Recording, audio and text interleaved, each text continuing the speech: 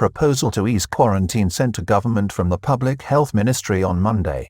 Recommendation to the government to ease the quarantine requirement from 14 days to 7 days for vaccinated travellers decided on by the National Committee on Communicable Diseases on Monday.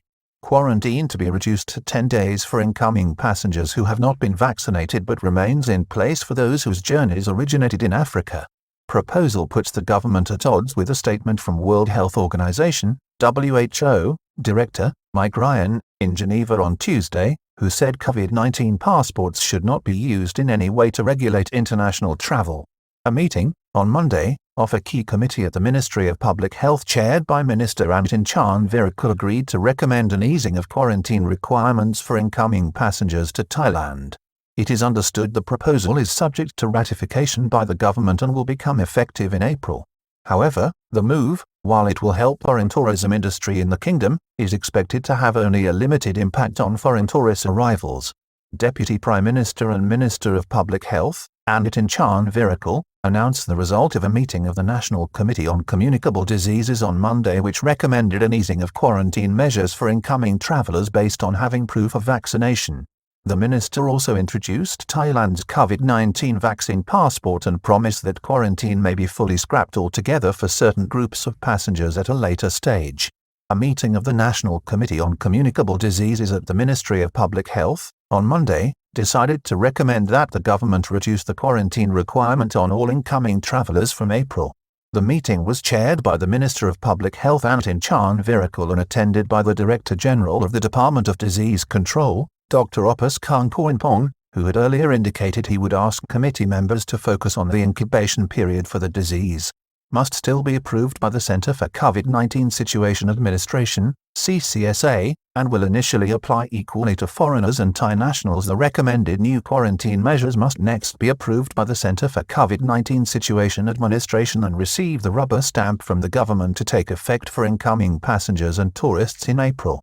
The proposal includes a reduction in the quarantine requirement for both Thai nationals and foreign travellers from 14 days to 7 days once the visitor has been inoculated against the COVID-19 virus within a 14-day to 3-month window and can produce evidence such as a vaccine passport in addition to having a negative COVID-19 test result before flying. The new regime also includes a reduction in quarantine for those who are not vaccinated but have negative COVID-19 test results, from 14 days to 10 days. Travellers from Africa still subject to 14 days quarantine because of the South African variant at this time. An exception is being made for Africa because of the South African B1351 variant of the disease, which has proved not only more infectious but has also shown resistance to the current version of the AstraZeneca vaccine, which is Thailand's preferred jab against the virus and the basis for the kingdom's vaccination campaign now underway and expected to be complete by the end of December. Plan to extend quarantine to 21 days for African travellers.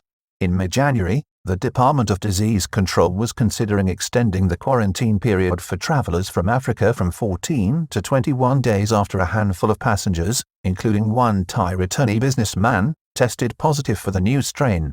Minister in an upbeat mood as he promises to work to open the kingdom and help the economy. In an upbeat message to the public and the ailing foreign tourism industry, Minister Amitabh made it clear that his ministry and officials understood the economic imperative at this difficult time. We are prepared to open the country to help drive economic growth, he said. He also suggested a complete scrapping of the quarantine scheme was a golden option for the future for certain passengers, although it was not clear whether this would apply to certain foreign tourists or Thai nationals returning home. If we can administer vaccines to 70% of all medical workers by October, we may consider abolishing mandatory quarantine requirements for some groups, he revealed. Foreign tourism industry wants quarantine scrapped in January. Marissa Sukusalnunpakdi, the president of the Thai Hotels Association, THA, called on the government to move swiftly to remove the mandatory quarantine requirement. She cited it as the chief obstacle to a return to a sustainable level of income for the country's struggling tourism industry, which contributed a bottom line of 2.2 trillion baht to the economy in 2019. It is understood foreign tourism drives up to 20% of economic activity between the tourism industry itself and other sectors that feed off it. Thailand's twin-engine economy is driven by tourism and exports. The two account for 70% of the kingdom's GDP. Industry leaders have repeatedly told government officials that many tourism-related concerns will not be able to wait or make it through 2021. Business owners have already been extended to the limits of their financial resources in 2020 and after the second wave of this virus in recent months.